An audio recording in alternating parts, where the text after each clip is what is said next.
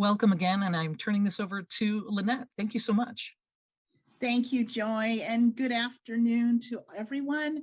Happy MLK Celebration Day. Happy Monday Day. We are so glad to have you joining us today. We have some amazing people who are going to be reading from a book called My Voice is a Trumpet. It's a book written by Jimmy Allen, who is a country music singer, and wanted to have a message to children across the country to help them understand why it's important to stand up for others when others are not being treated as well. It works so well because we've been talking within our own organization about the importance of upstanding and being equitable in terms of how we treat others and treating each other with respect. It's part of our values in terms of respect, integrity, teamwork, and excellence. So this all fits in so nicely together. We have joining us students from the Milton Hershey School, and we have Jay Johnson, who is actually going to do the introduction of those who are going to be speaking today. Listed on the screen are the senior leaders from Penn State Health who will now read My Voice is a Trumpet. Thank you.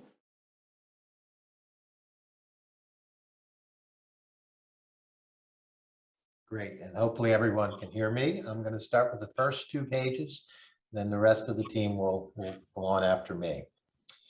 Some have a voice as tall as a tree, loud and proud, and sways in the breeze. Some have a voice as small as a bee, soft and sweet, like kisses of honey. Hello, I'm Deborah Addo, and I'm going to read the next 2 pages. Some have a voice that's patient and wise, with lessons of life told through sparkling eyes. Some have a voice sunny and bright, a voice that can echo and light up the night. There's a voice that is silent, but still can be heard, with hands that move to speak every word. Then there's the voice that roars like a lion, a big voice that tells you, always keep trying. We all have voices, voices to hear. My voice is a trumpet, strong and clear. My voice will be loud when I'm not sure I know. To wonder, to learn, and to ask as I go. I will learn to speak up, to show I am strong, to stand up for what's right, and to know what feels wrong. My voice is a rainbow after the storm, loving, comforting, safe and warm. I'll use my voice to find joy in others, reminding us all we're sisters and brothers. I'll say no to hate by using this voice and always choose love, a magical choice.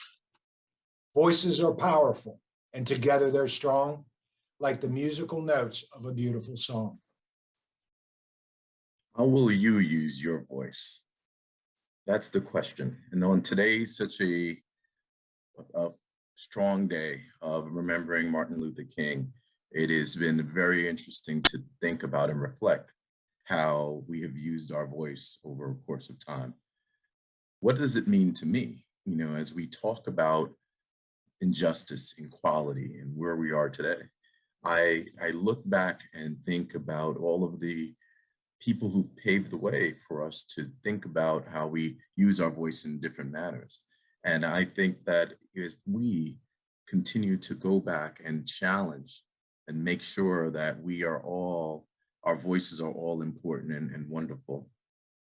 If I think about a couple of things, just from my perspective, I look at my own life, my kids, as I walk around and I hang around with them, they continue to remind me that their voices are tall and strong.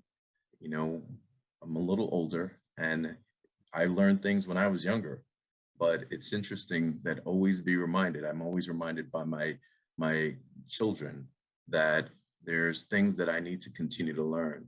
And I will also ask you all with your voice, continue to reflect back and know that your voice is powerful, whether it's talking to your parents, talking to your teacher, talking to friends, that maybe saying the wrong things. Continue to use your voice to be that trumpet and stand up. Stand up to bullies, stand up to injustice, stand up to things that are not right, stand up for just doing right. And sometimes, like the late John Lewis said, sometimes it's getting into good trouble and using your voice to get into good trouble. So remember that. Remember this time of just being a reflection of using your voice and how powerful it can be, particularly in these trying times. Your voice is powerful. You may be young, but your voices are very powerful. And we know that, and we listen and we hear. So keep that in mind and remember that.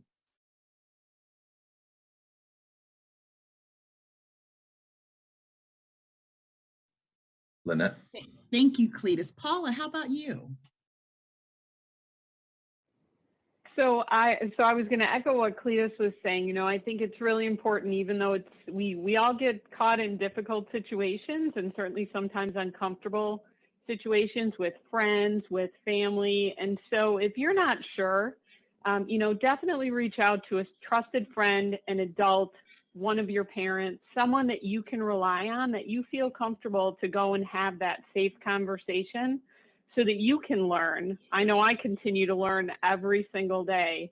And I think it's important that you bond with that person or a couple of folks where you really feel like you can go and have your questions answered and that you can get that reinforcement to really stand up and let your voice be heard.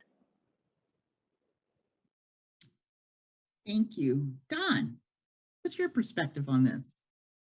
So like Mr. Cletus said, your voice is strong and you are tall and strong to make sure that you make sure that you're heard. As Ms. Paula said, find someone that you can trust, find somebody who you can confide in, work together as a community, work together as children to find the opportunity to share that voice. Thank you. Deborah, how about you? Well, I'm listening to what everyone else has shared, and it's all important. I would say, remembering that while we're all created differently, all created equally. And that's going to be important. When you think about a sports team and think about any team that's important to you, hopefully Penn State is one that's important to you. But remember, everybody plays a different role. And if we don't play that role, then the team can't be successful. So thank you for the role that you play in this whole thing called life. It's important to make the rest of us successful. Excellent. Anyone else would like to share?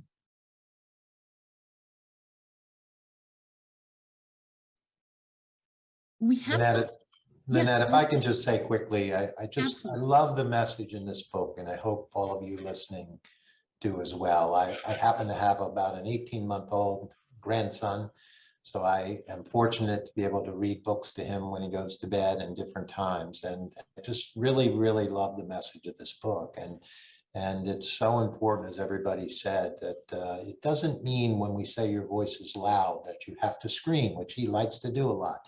But speak up and be heard and share and consult with others or engage with your parents and others who, when you have questions, it's really important. So I just love this, and I really am appreciative of everybody that took the time to do this today.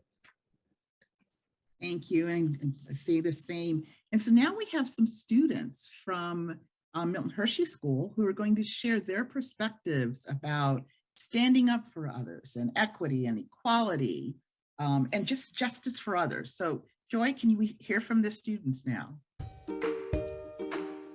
Justice. Justice is helping others. Justice of being fair. Fairness. Fairness is when you do something, but it gotta be equal for who you're doing it with. When you get the same amount or the same thing. Fairness is where you be nice to one another. Treating each other nice. Say two people got hurt and you only help one person. That's unfair because you're not helping both of them out the same. So fairness is being kind to both people. Being nice to other people, and if they want the toys and they decide you have to give them a toy if they want them. Because we want to be like friends with other people. So they don't get left out.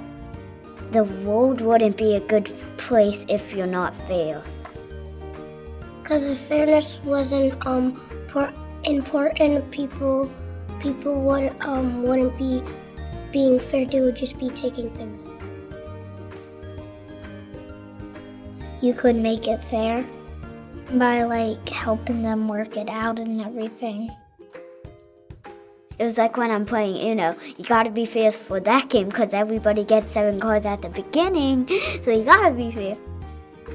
I can help by using my voice to stand up against the people that aren't treating others fairly.